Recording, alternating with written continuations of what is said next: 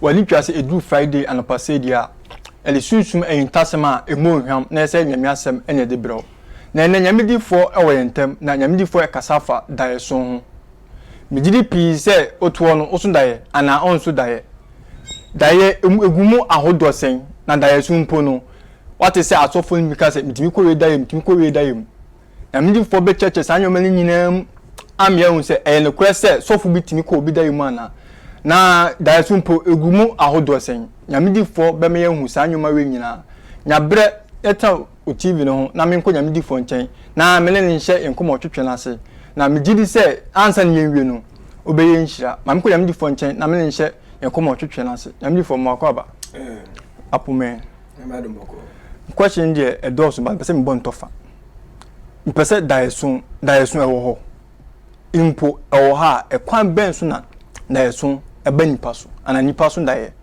na ibimpo matete se asofo ba ko menu bi se omutim ko bi dae enu senate. Okay, yo medase die din kan me chia hwefo nyina wona wa bruchiri Ghana hye so bia wo hwe me bia me chia na me bese ma oti ase ne se fa Bible wo hwe me ya fa Bible na de meka bia na paper kan na de meka bia detail it down troto me bese obesa frem na ka chem se papa quotation no fama me sa na wa ha me ko de e ka no honhom ne de mai wi ne e ka de chiro wi a ye nka hwi bi isi dae ho okay dae ho okay na ma me sha se free I say when God created the heaven and earth, let's say when he created the universe, there was nothing like dream. Okay. During the areas where Lucifer and Satan were ruling the cosmic or the cosmos, there was nothing like dream, revelation, or something in the form of a trance. Okay. Why am I saying that? Satan no be a possessing idea friends as celestial speed. Okay. And I said celestial body. Okay. Na sa celestial body no say unya bia. Ultimate operate between the realms of the spirit and a physical world. What do I say? Until say Lucifer any Satan na powerful a rebellion against God. Na or say o na otu om do mbasa asiwesu. Until say or Satan ase na obo nipa.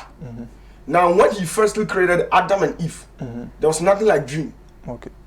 Because okoso daya fa de okay. War celestial speed. What you say? And that's a celestial body. So celestial body na it gives you the opportunity to see God. Celestial body. Yes, unya bia utimi hu nyame. Etine nyame ne Adam and Eve edu hwanimu. Okay. What you say? Omu angel in a vivid form. Okay. There's nothing like mania revelation be ehubofo, maso daye ehubofo. What I say? Everything was in a vivid form like uhume. Okay. Musumi ade. Mihu. Until say Adam and Eve akoye boni. And already Yankopon a disconnected sa ade na ewo nipa mu a e ma possess sa celestial speed no. And I say celestial body no. What you say? Now, or yes ade no or breaking communication between oninya enipa ntem. So for whatever reason, you know, is he human system, you know, it possesses some gigantic network.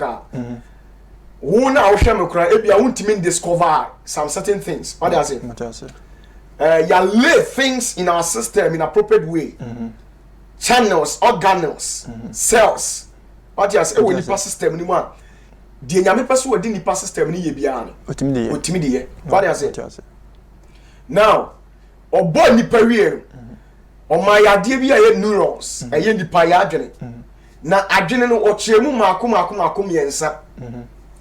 Your conscious level, your subconscious level, and your superconscious state. Okay. Now, superconscious state, you know, we need 1 million age in our back and your superconscious level. Other we need 1,000 age in our a nipa back and your subconscious level. Okay. What you mean, person near cancer and subconscious mind. Okay.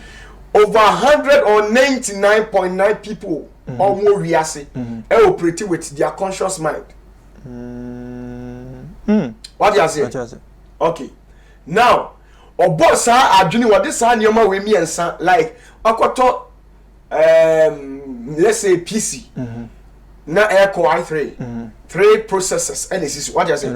Now, enipa adwene wa adibu enipa adwene mu a your friend pineal gland. Sa pineal gland ne woni pa adwene mu no. Eno na momo friend third eye. Mania mi sunsun maniwa. Okay. What you say? Eno na ya ewo ye dey. Ye ha say no. But nyese we moma so. Ewo ye neurons ni mu. What you say? But opesa wo touch na ewo network like ya building machine. What you say? Na application opesa wo touch ya running software ewo machines ni so.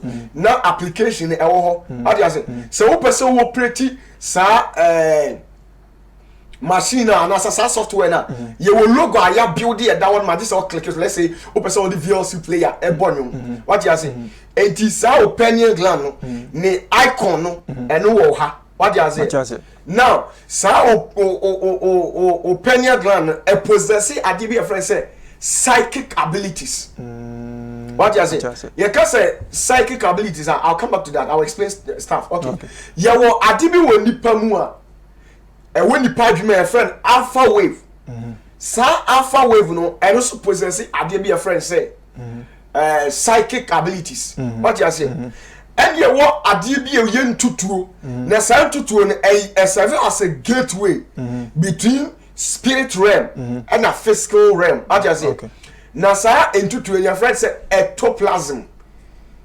tieni mo amko school enye cytoplasm we ye ectoplasm na because ectoplasmic substance there invisible substance which is in the form of a vapor-like nature right which emanates from a spiritualistic body or a spiritualistic medium during communication between the physical world and then the spiritual world what you say it is a vapor into tuobi so opese we sunsun ana wura sunsun ana huhumu wiase a ye won tutuo bi e won nipadua ni mu a sa hohom no what you say so opese ohu ade a sa tutuo no eno na e serve as an energy a be click sa o alpha wave no e wo utiri mu no na akotache wo pineal gland no afi na wo ani na ede aso na u perceive information now which means if that ectoplasmic substance if it had not been emanated it means that there have been some closed doors what you say and ya to when ninu nipununu what you say e determine nyame ebo nipa no all these channels were inactive na eye adwuma until say nipa rebel against nyame no and what catch sa network no what you say e out of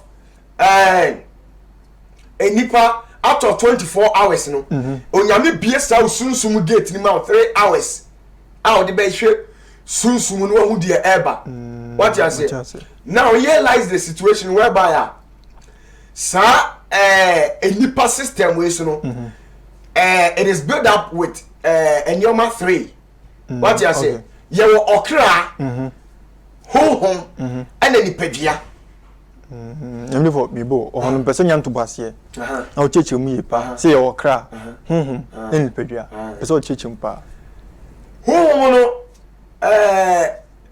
is in the form of blood okay what you say okra no woni pam okra no na wo kasai what you say in order for the soul to operate it needs the support of the spirit okay what you say it is enframa it is ensuo and o makabo which comes in the form of blood what you say okra no na otisa okasei what you say there what we are was atali a obo wachi oye nipadua onu de owo babia se okra no decide so person o free nipadua ni mu a e de ne kwhye okra cannot operate without the help of spirit what you say eti nyankopon boss nipa we nipadua we no awade okra no honhom e fixe ewo mu no it is say system unit mo we a little bit educated no it is say wakoto system unit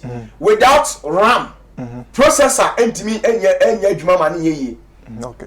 Without processor RAM entimi nya adwuma eno kropa what you say I say RAM no what you say and as a processor tienie o processor any o RAM eye adwuma na say we need VGA and as a HDMI port there is no way so betimi ahu eno what you say now when you kosia we no eno na yes screen na o hwe so no when you kosia ni the air screen okay wo open your ground na wo tin sa open your ground eno enya VGA cord and as a HDMI cord it aye connected to sa wo I na ye screen no so what you say ena sa wo neurons na wo trim no ene wo heart no na ye processor okay what you say ena wo RAM no eye wo neurons na ye dey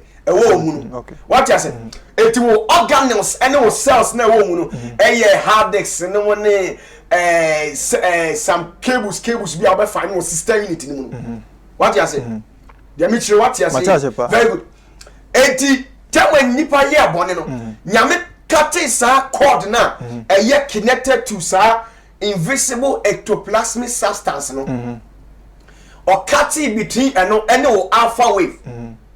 What you say? My catcher said alpha wave no a type of a brain wave which operates from 14 to 15 hertz per second. And to ubet me measure alpha wave and answer such brain wave electroencephalogram. Okay. What you say? Machine your friend electroencephalogram. What you say? Ubet me measure the rate or at which wadwin is here adwuma what you say it is and your man are connected to your system no and nyame cut here so what you say it is a during communication which will show me person when nyame ekasa and as a person opia what you say there have been some closed door e won the system it will person opia it is what mo amotra trotro mu da no enya brochire for Ghana for mo amatena trotro mu a trotro bia enye mo no apora tete no ya hwemeti no se obagiti sika abon se ode ne nsa kosoro se eya nwumre be 78 na waka wa yes bia yeden abom na yeden like na so aso sa na nipa system se sa na ye adwuma oi eti sa okra no pese opie no perceive information na wakasa o wires na wo alpha wave no what you say e wo trim any sa pineal gland any invisible ectoplasmic substance no o carbon pe na o third eye no aye activated okay enipa bia wo sunsumu ani mako 7 nipa bia nyankopon ankasa na ni ekura no no eye mako 7 okay na sa ani 7 no o fo ba ku bia ehyemu package 3 which is 21 what you say now sa 21 ofa baku bia ehyemu 14,000 anino nko nipa baku wani anyame de agu system no no anino ai sa wo de adane waachi ani fufuo what you say enti se wo kra no pese opia nyame schedule time on fampie okay what you say enti anadwo a wada no ena ho atoni paso no okay na fe onyankopo aka kire okran so pese oni ni di nkomo out of 24 hours no 3 hours no na wa take enti wo kra no pese opia this o connect sa wires no afi eye activated afi otimi pie ne wani no ebia anadwo na wa start enti sa de watiw mu na obes ukoda ya wa pie no and na mo term as dream nese da so kwamp answer na ntimi so da no okra ne pie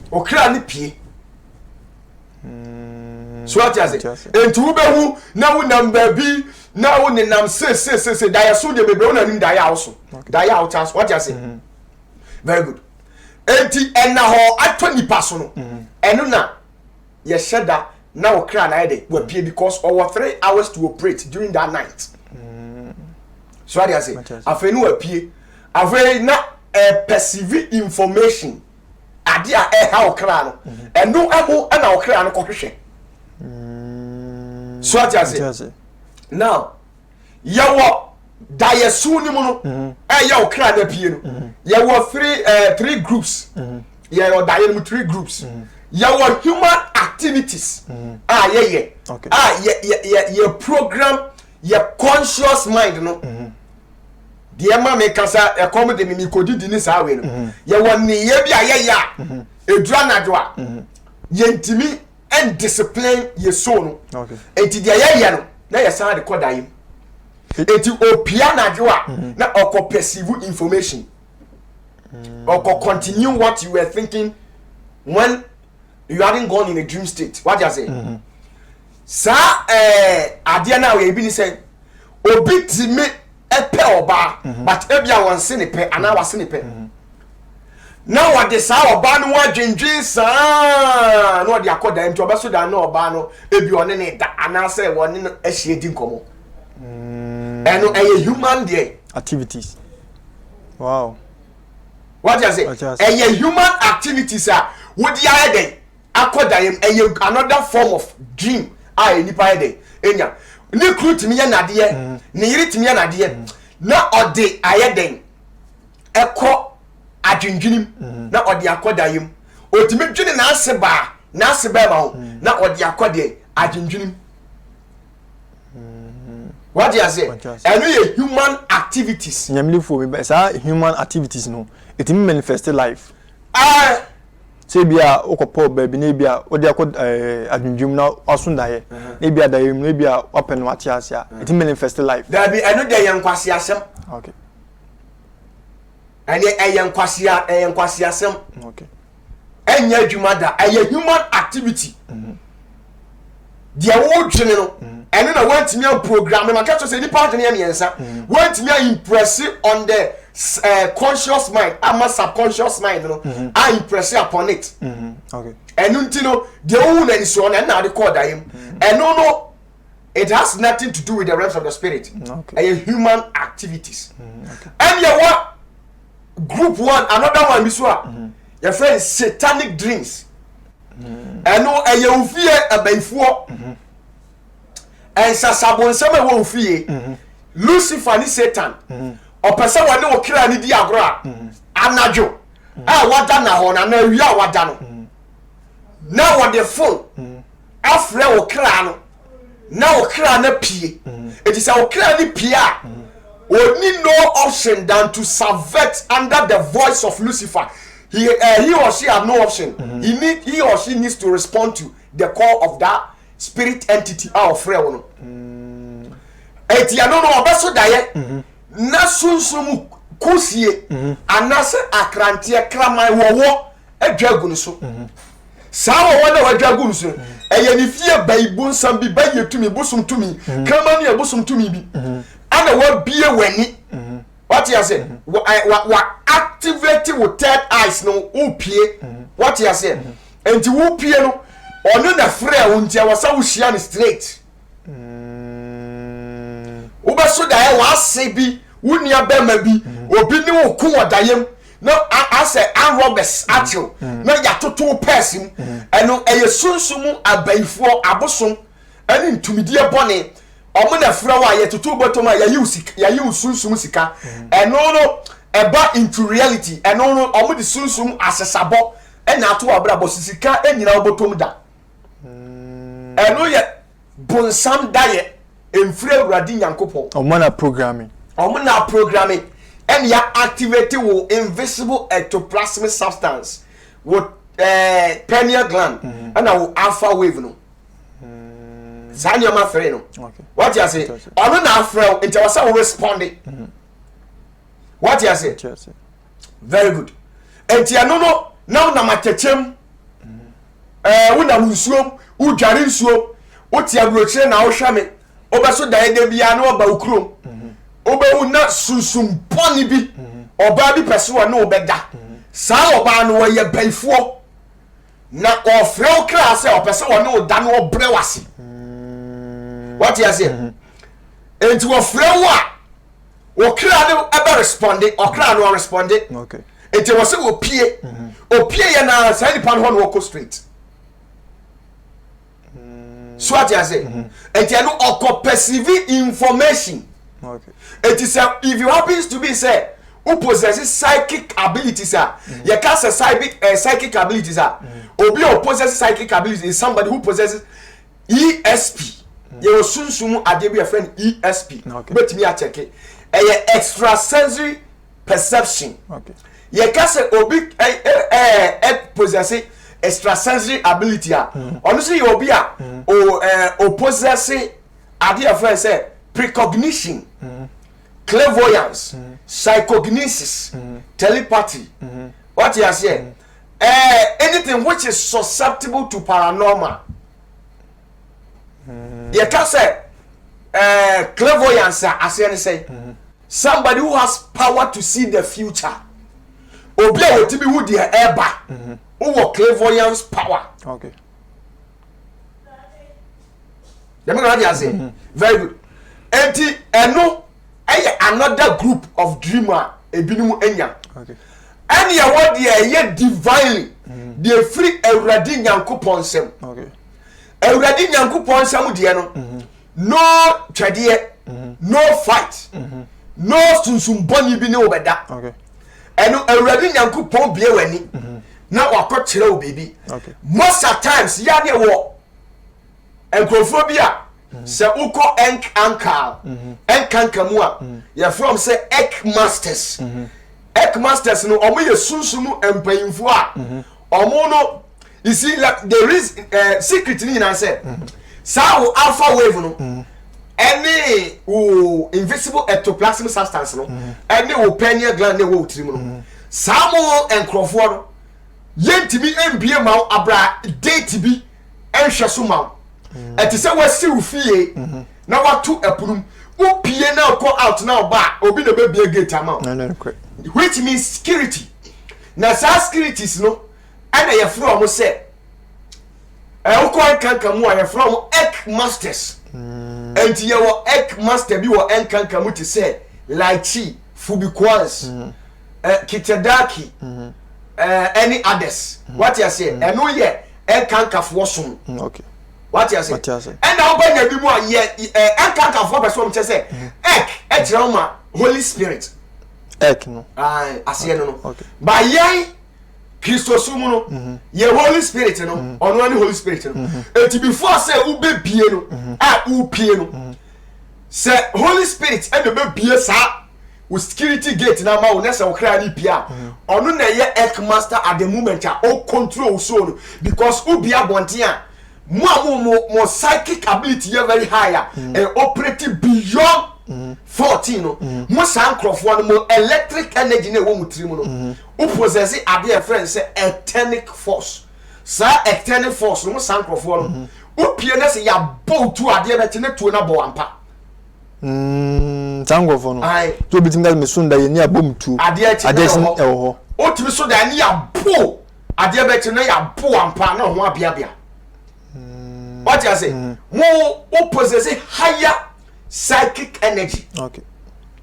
Enti mo san kofo no se wo kra bia wo hia ek master o wo huhum wiase a on ne be monitor ba bia wo ko bia enti se wo nkokoro pese wo bia on na ye ek master a o guide you enti normally ni obaba in the form of an angelic being. Okay. Or an angelic entity now if you or guide you na or chere say na omo nya revelation divinely no 10%.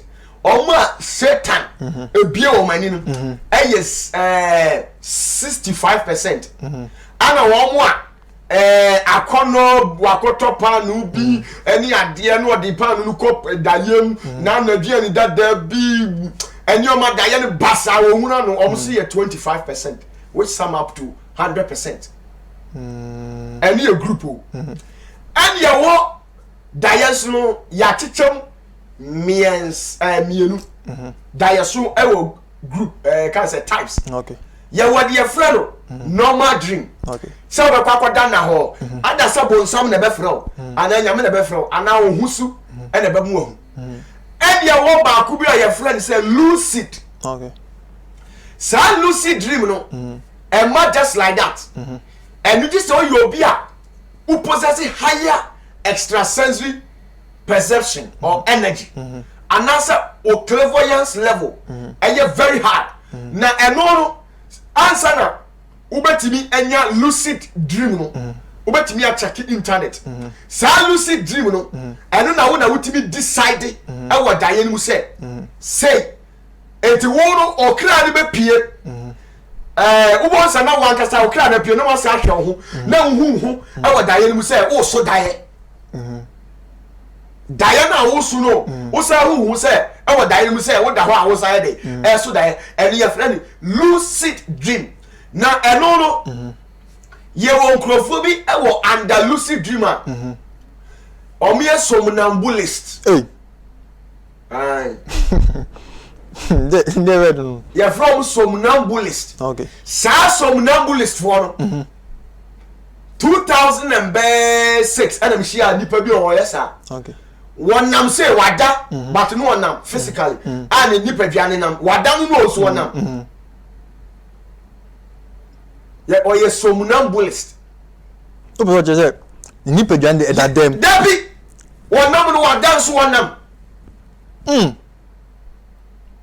Edu yes, Michelle Rasta, wada as one nam to say the nam ya obenam sa na dia cheso wada. Who be that hutu? Wada or you somnambulist. Wada so no nam. Opa type na SS over some spelling ma. Ona dim go. Type it sleepwalkers and I say sleepwalking obo say you be ma term no your friend somnambulist obo what you say physical or nam say but wada so na wonam wada some of no betimi ada na wonam sa na say wada ntiri oni mu hwe obo no akobie fridge no akohwem otimi so rice cooker disiso obetimi akoso microwave obetimi aso num diesi so hey enso wada no on nam a wodi wani kosia be hu no obetimi afade ne wadwo so agu obetimi aye bibibia oye somnambulist wada what you say some crofo no most of times no I wonder what thing edidi say omo ade am hypnagogic substance. You can say hypnotism and I say obu or hypnagogic state. On some person with the dark wala o tena nche to enum bi na da na no de na mu da. Sa ne o hypnotize akra no. Sa state no. Your friend hypnagogic state. Okay. O da na manada. Eti sa ne wonum bi wa udi se wasoma. Utie na at once. Eti most of times no car bebre nya accident no enum aya yetie wo. Because enumini bi possess some psychic abilities bi it made the down car mu e bi atome da ye nam abu akwasa driver san wada and wo twi car minim ewu aso the bullet we bi kura osimado mo ada kura be almost be 2 minutes minim. Wow. So just it most of the accidents here esino it me besides say nti wo twi car tan no say bi o se minya de nyum we sem sisi ameda na me hwe ni din or hypnagogic state what you say sa lucid for no so no ye omu levels ye free bi telepathy ahon na obenya telepathy for no eno na meda met me decide say ena me pese bi ko UK na me kosra mo me de me tito ho anu maba ho me na me decide eno ye free omu OBT yes I another term OBT out of body travel OBT okay met me decide say me ba udayem na answer me ba udayem no me wo ye wo ade bi ho eye your friend psychokinesis what you say I was say me nya me clairvoyance level near high me psychic ability near high na eno no me free subconscious level echo superconscious state and we do superconscious state make me free mini padwawem akodi sunsumu wiase bosumi bia bepe bia na masaba. Wow. Make me about dayem ade na mababa ba ye woro ade ntina ba reality nyamni for me bo nti na de asofo mi kan no kre real Satan enso so ewo super conscious level or profile wa bini wo mu a or mutimi teleport your friend teleporting okay at any friend teleporting what teleporting wo yira anadwe wo kra no furu mu no akọ obi so o punu ade beti no punu mpa wow I notice you were ani bi eno ni yade yes adwuma no okay enye pineal gland na yes adwuma no pineal gland nko okay what you say you were ani bi wo eno no a part of o chakras okay you can say chakra as you say energy okay what you say you were bi wo you was 7 chakras okay sa chakras no betimi a check it me spelling am CHAKRA chakra check we eya mako 7 na de dim pa no eno ni wa pampam wo ba wo akwala no na pampam tokuro da ho sa tokuro na wase kiro eno na ye super conscious mind eti mo na ye gugu ho nsuo na etua no na wa agene ne ye branfodu no eti sa wa pampam tokuro na ho eno na timi ma wo decide say ene meko ensu ase ene meko sunsun wi ase said ye ya emsema ko heaven aba no heaven you can't go to heaven you can go in the dream state but you need celestial body which for whatever reason you need to possess all this in your way okay this our pampam eni na ho ye bie e de amount eni ni ye 7 baako wa pampam baako ye ufuruma baako ye omene ha baako ye ha baako wo sisi achi wow ana baako e wo sebe obema okay ana sebe we oba okay ana eni ni baako e wo ha what you say okoko ana wakoma what you say 7 what you say eti ye wani ba bebra omo wiase a gate na ye 7 na wani pa ho no ni nyina close what you bu osa ni nyina close on so dae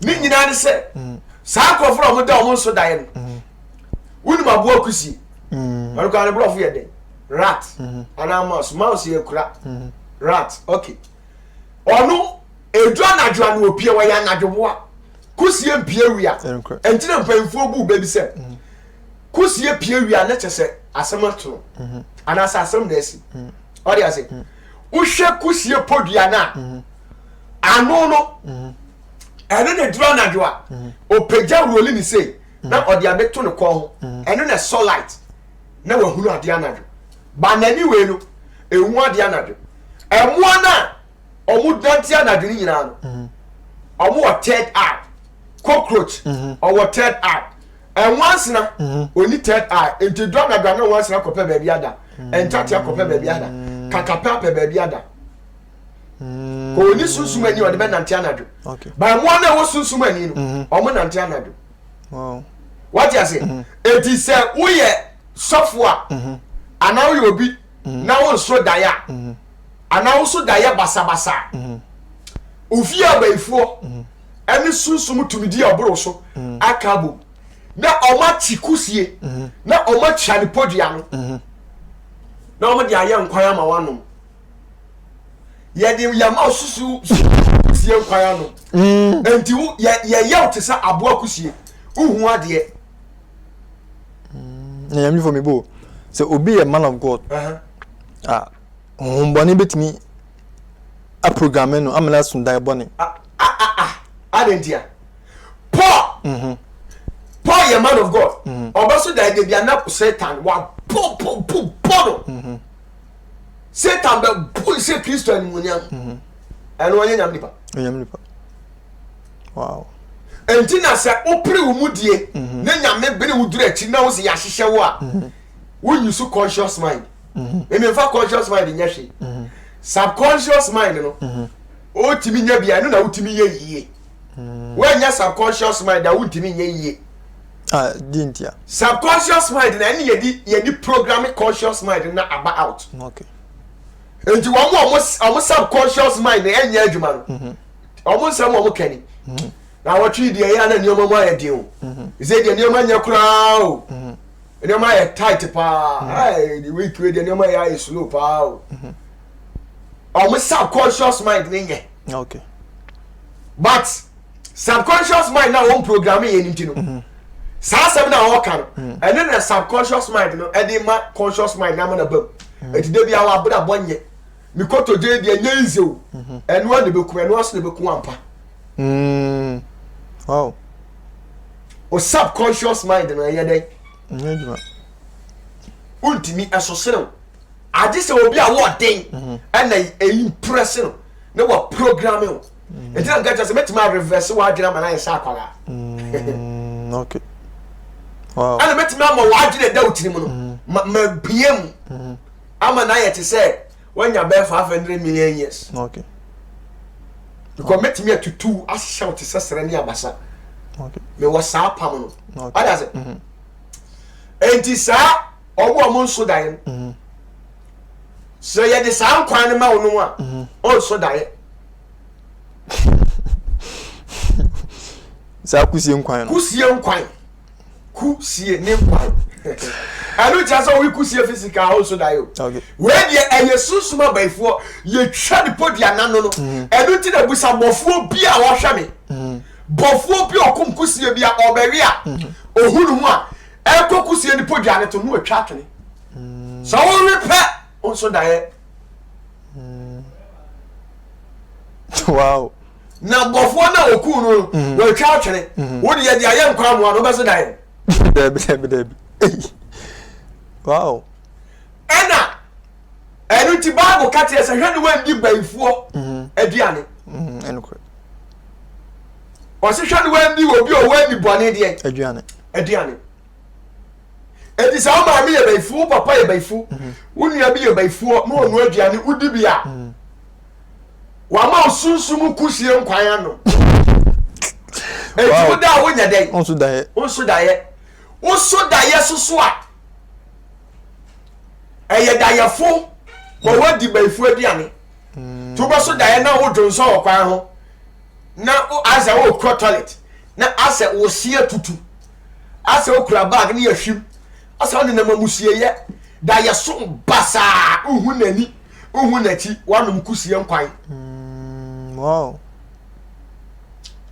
eti se wo dru levels bi na wo ha sei no wo chakra na wo ababam se wo nyanyame nipa na opepa ho opropro so edema wa afa ni ya upgrade you na wa ba ade a friend say vision vision no e buy in the form of a trance okay trance ne say wo ba se wo si trance asa wo da at once now clear na pie eno a shot e ko hwe information na aba trance okay eno nye nipa bia na wobi say in the trance no in the trance nye nipa bia na wobi okay eno another level a this is your programming na ye de sa de na ye dey ama e wo mu dada o e wo nipa mu dada it is a super conscious level no eno na your friend no Christ consciousness. Check no internet. Find something about Christ consciousness. What type of Christ are? Now the consciousness account. What is it? And this governor or more Christ conscious state, you know. Don't dare them. Make us about that you want met me aba. Make us met me about bua, me baba bua, they met me boo. Wow. Me ka se me ba be fa usika da wo ho a metimi aba be fa me ba be fa ade be tini afa me o Christ conscious level metimi teleport okay apie what does it eni pa bebre awu Jesus Christ awu daye me bo a enukwe ade ti do ba ni pa daye na Yesu na ye di na chiri otimi ba obi daye na wo de and don't think a question mark or depending on what does it? O spiritual level no. Our form. E wo form usakra ohun. Wow. We are what does it? But ye nko huhu mu. ana susum endane wo ana premiere wa podam am you any thing yan basio yan baze untimi ndane untimi transfigure nya hwe ba wo nipa duana na ko nipa duana nipa bi o transfigure dan wo any other animal bia wo ye Bible sama o possess energy bia psychic ability near very higher Satan abie the Christ consciousness so amano onye papa such people has nothing to do with God. Wow. Oni nyame ni twaka Yesu ontimi na data. Jesus Christ is higher and higher like never before. There's nothing on earth that can be compared to Jesus Christ. So how would Jesus Christ himself limit himself to the extent of if he wants to talk to somebody unless he manifests into an entity in which he himself created? Me na me ball phone. Na me person me phone ni bibia. Just me coordinate micro sim ansa na me na kasa. That is one limit wo ho. And to be o see Jesus Christ e da ne pete kwa pado bi you can say lion and also da ne de na oba oda yim wa bodam. Wow. Onye papa. Oye Bible sam me so me opata for me so. Nyame bo ntwa ni kwanti na say who should opa demi. Ai. Unse abenfo no kwampo no se benfo bi akọ obi da yemu a wo transfigure enkwe mu adane wo kraman enti hu benfo bi a won behiboa na ya da na wo dane na wo adwene Christopher bi wadwene no obi a you slave emancipate mental slavery. Hi. Benfo bi a won behiboa enkwe pa wo ye benfo enti no won behiboa meme tuwa mi ba abreche fu ahwe bi bebrebe mi tibika twa sana adwuma ba ba ya nyo ama ampa meba se me ba me ndane pete me ndane jata I am far superior to such animal die tina also me transfigure ho ya aboa nyame wo kese wo mi muwe na aye sunsun kwa do bi na me moda na aye wo wadane ayi jata o modam Tell me what I say. It is a person who didn't come up. Met me out here. Nama bowram. Who no about what the catcher say. Say, met me about them, the catcher say. Okay. But when you go say so, Daniel Boy, Daniel Boy a day. Oh, Daniel who will be a day. Before you are about China, or to be you will be enemy, what to be called see you and you did what it is Ben put some to me bow be dying was me banon say me dane me who ni pafo fro. Me wa Yesu oba nkrofo die my own than obi. Onye papa. So fu bi odan da obi bia onye papa me ne mesew me opata for nam kacho. Unim so fu ni bia ya fa video ni bi send no. Wa beni a me number ni go share frame ni share we chiro. Okay. Simple. Wow. If I'm a patafo. Okay. So for bia or transfigure into somebody. When you possess higher witchcraft power operating from a higher frequency on the radar. When your papa.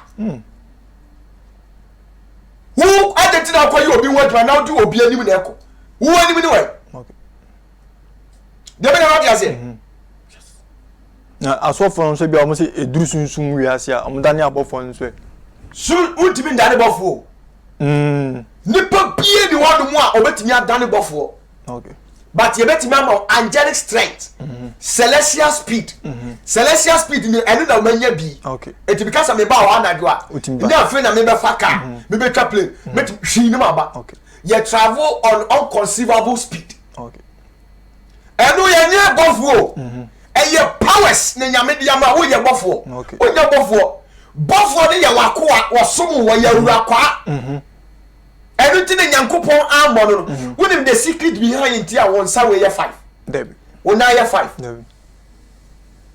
One day metro. Okay. Eti na bofo ni bi ntaba ye 7 6 8. What you say? Ebi form ye jane soro ye ensuo ni ade. Enti nyankopon bon say so we are far. Okay. Enipa bi a wosoma soma ni bia na wo ye ode ai. Okwa. Meboa. also to because we me suba obofo na wa enti wa woni pada se ni wotini ho na wa watimi upgrade ho akoya akoa wa de ne ye papa wow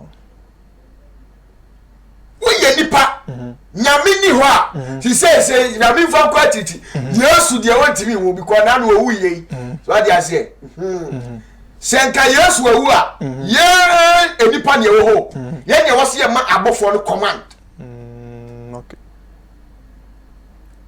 what you say na obi a wo ye wako a wo ye o gate man enuti na wo da do obi gina ho atwese kan wo we wo si say de nyame a promote me wo ye makoa we wa bodam complete ni neurons ni nya adwuma wo ye by ponsam na say de o kan ko ni de o onim de o ka wonim the left and right ni nim die nya wo fam wonim die wonim hwe enu ani se me nam adoma tede na eba ne so no say ye Lucifer na ama no ponsam na ama no obi an scanning no obi kwat mi ka say me the ministry spiritual father wonim die wo ye wow ya me na say gift na crowd no crowd so say ya access o ya say bitie na me ye ni ma bi na me ba ma tan sunsun wo kese na kam da kwanya ma ka so ni nyane me ko kresen ache na o ko bi ntia so madan wo na Yesu dane jata na me oboa wo ye ba ponsam o ye demonically possessed operating from a higher frequency on the radar wow ya me what you say yes pa etu o ma enso daye no sa de no wow daye so no no electric current na woni patrim na friend alpha wave no ya wadaye bi wo a oso a ebebem ebi wo a oso a ye den ebede no say we nyame edaye daye bi a obesu bi a no ba sori na mfifire efuru no aye mere enne fire wurade okay onyankopon tumi na woni udi asie no anu otenti entimi woni celestial body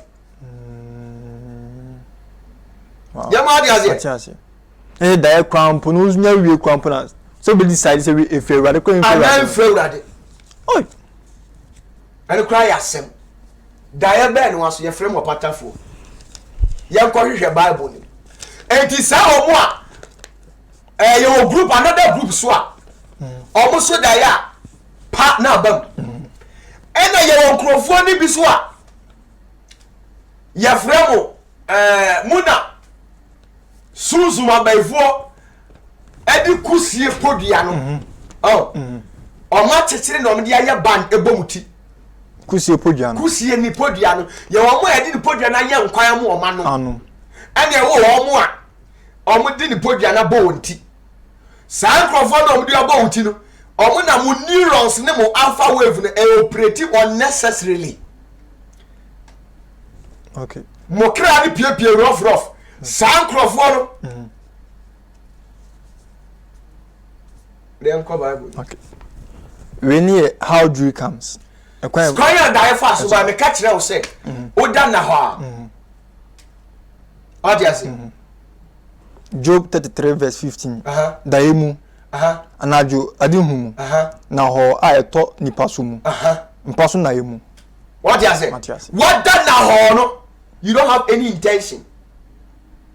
To go one say, we date na we tisha na se no. Afafo na fro it will not come in the form say yes but ye be beauty say the mate ni akawa yes na bo na light na so na wapi okay eno na ye Holy Spirit na wapi okay so we through Christ consciousness level also da ye bi okay mi so da ye pa me pani mra me okay eno tie say manum kusie nkwan chese mani ni wo ho mani abie what you say enu nti na obi fira mi amitibi body maame ni nua ni fie diesi na meka otimbu say obi na beka ho asema kire enyo obi na ka ho asema kire mi obi kura say me the computer na hye nkom o chese nsem de bebrebe ni nyina ne say maame e wo ho asa mi kire wa filipa ena na ma kire okwan ya obefa so wani bebie o bre what you say ya wo a ya chichire omuti ka me se me nka bat ewrade se me nka njiro ya di kushi abubo omuti a ya chichire wo no omo san crofo no na oda operate with intuitive mind okay o sharia o so die no ase na ase odi ase ase na ase odi ase obo so na hu nyina ya ne ya na odwene se jamne ni fiefo eno no sa kusie yi na bauti no ene ye baako enye sa so a ebia na ye sodomic lugubros of decimal pesima eno no ufom na woda so no aye dada dodo ufom na aye eno na efano lugubros sodomic lugubros bosa hunye fom na ye dada sesa no ofa beshit na ye dada eko 4 years ni wodidi sesa no usi beshit that cheshi aye sodomic lugubros they are bacteria they are bacteria what is some bacteria omo wo baby aye wo nipa ho akwa okay omo cells ni what you say check as ma make an labor of aye brofo sodomic lugubros of decimal pesima oh ase be ifo abebo no wo mpa no na enye mpa no nye just was sound e was sound sampa no from na ye dada nti ama hwe wo da na dia na miamia widie nyina sodomic lugubros of decimal pesima over sister form no na wo nyamia ni monyam I'm looking for a million to the Bible. Bible no kenka hen.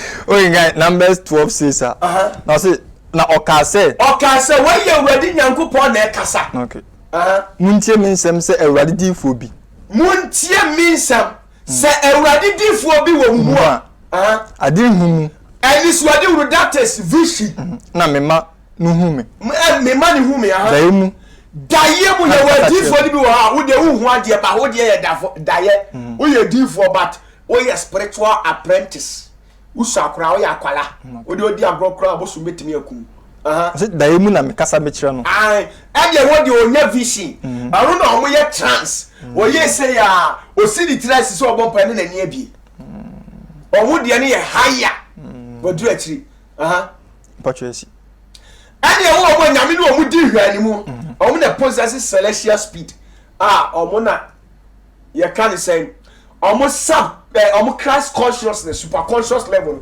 are you fully activated into ohu nyame one on one okay ohu abofo one on one metima mo angel Gabriel ohu ni da metima ma Gabriel metima command na mani free baby no be ni ho adi akiro onu nie ohu Moses down nyame mo do erikopa kan ko okay kan as 10:1 to 3 na o se na obarima bi wo Kazare ni obarima bi wo dini Cornelio ni didi Cornelius o osafoko o yes lafo ko na o hwe soldiers eku 100 so ofre no Italia jenumu wo ha so pani oye adeferini wo fere ade na osuo Nyankopon oni ni fiefo nyina oni ni fie na oye mobehuni ade osahu ni pa mobo enye soldier commander na wo bon crofo asum rofro we soldier commander we hu ni pa mobo birima akunafo no obie na kuma ma akunafo na obo Onyankopon paye da obo de bia okoni nkoto dwani bom paye soldier commander ba we obom paye pa ebe awia no miensa no awia no miensa ohunu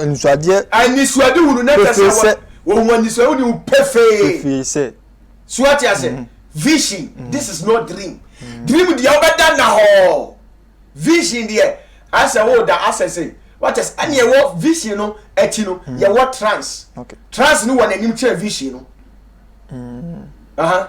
besi pefe se Onyankopon bofo ba ne nchen besi se pefe eti mu amuwani no utimi hu abofo eye process o makato say e was a program when you cause your near flame of fire okay me di eja hye wani no so nyesa hu bofo a untimi ntina okay kan jump na kofoforo group of dreams dreams na group akuakuo no Osenkafo 5:3 Osenkafo 5:3 Ecclesiastes meboa 5:3 na adayesunam obradwene mu obradwene wa bresa wani sika no de akwa adwene obeso dan no ofa quest wo dayenim oboa na eba wo bre okwasea ne nso nam nsem dodo mu ai okwasea wo ne ye no oba na odi wani see ni so anya bra me di watem I'm not trying to insult you me kire wade oba na odi wani see ni so asa wo pe no asa wo se ne pe na wo ye na odi na koda yem no about them na eyo kwase adwene Bible na kan no me sro nya me na me di watem ai ntimfo ani bra mra me so demonic dreams and ye what demonic dreams eno na nkra man na wo na wo na baby toilet so ni ade na no eno susu bone no obi ni wo ko ya po na bo se nkrofo oba on be so from match ye demonic dreams obi person no beda demonic dreams yanko 2 Corinthians 12:7 na je ebeye na meremfa adiye no ntra a etra so memma what you said ye beye won fa di ye etra so we ye di ye be na etra so a obi person ni bi bedai bebrenti owa me honam mu kase Satan bofo man honam mu kase which is the bones hwe de oye po we po se omebo me akutukuru omebo akuturukutu be so da na wi ma bia sia o da o paso o pu ani ase na mama me ho so boso da na ponko aboa bia dwagu so no obo enu e Satan ono na head man body gas so mechi no mpum ense Kristo animunyam divine dreams and what divine one Genesis chapter 37:5 yes na Joseph sundaye na bra a okakire ni nuanom no abro okakire ni nuanom no otano sini akane no yes enti so sundaye emba wu nuamane na senye daye bia na ese ka ka odaye nkyira wo papa o maame wu nua woni mo hum kura tini mo daye no wonti ase enti nipa wo se okana ebo na mane eye wo spiritual father is now so you fabi spiritual father is now say wanyini enti hum fabi na be de na odaye wati ase daye soso de abeba no ene urade yi na di wodayem eni suade hunum eni o ma hu ye unim ase kire oso daye apple na gold kuchaw na wo yi fish na fish to na wo to ade wodom de aba ne wo ba okrom wo abrochire so wo ba okrom sa daye we nyinara ase ne sei fa phone mu numbers no fa ba ko pe freme o freme ya se papa maso daye be mesrawo me dwande atoa kire mase na o freme na ka kire me se oso maso daye na kan be se o kire mase a types of dreams lucid dreams ye will lucid one and am catch you say sa lucid one ye nipa bia lucid level no to be control self okay and it comes with OBT okay out of body travel and who possess telekinesis psychokinesis clairvoyance psychic abilities ESP and no a level so ye mpanyimfo pa dia enyam kran dia benfo bia so wo bi o tienio benphobia wo lucid dream wow now wo pa utiwe wo ye Kristo ni wo ni lucid level me ya benphobia ka so ba wa na de obeba erekopa what you say o possesses psychokinesis ability psychic ability extrasensory ability clairvoyance wow telepathy wow okay okay can Genesis 15 verse 12 to 13 now Abraham yebi lucid no we are akoto no Abraham da na ho na hwe ehun sum ka biduro no what you say na oka kire Abraham say hunu ampara say hunu na tese wonu awonim hunu enu wa wonim ba bia wo ye den oko Abraham pie no wonim ba bia oko na ho na wada wasefo eti na baifu ani body ni da ho de bat oko ba bi eti Abraham ye lucid dreaming e teleport e kohwe de ebese de nasefo ba ye wasefo ba ye ahoho asase a enye won dia so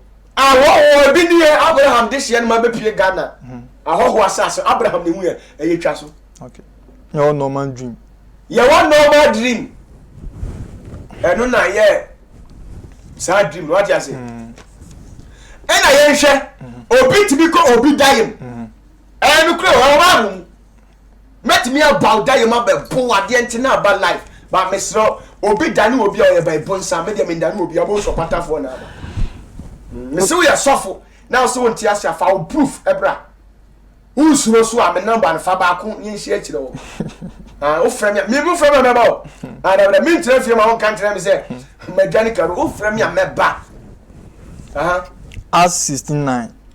Acts chapter 16 verse 9. Na anadwo no Paul hu ensuade wonya nisuade hu no sɛ obarima bi a ofiri Macedonia which is Macedonia barima bi o Macedonia gina ho resrɛ no sɛ ogina ho esrɛ sunsum wiase twamo bra Macedonia bra bɛboae on sɛ barima no akɔ oti Macedonia ho barima na kɔ Paul da yɛ makɔ ka kyerɛ ne sɛ bra yɛ kuro yim na bra bɛyɛ dɛ bɛboae me pa kyɛ ɔdane ɔdane wo ɔyɛ confirm double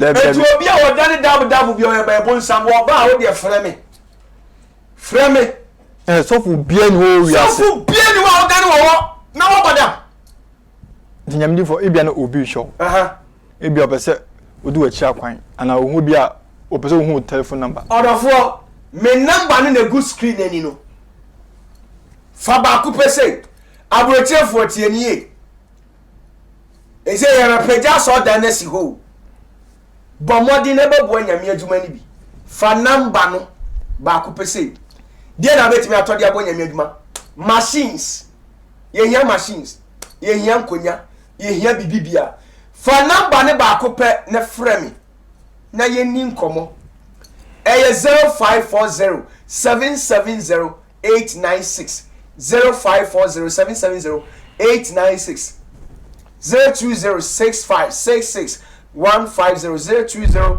0206566 150 fa number ne ba ko bra ba bo nyame adwuma na nyame mfa me so na me so me bless your life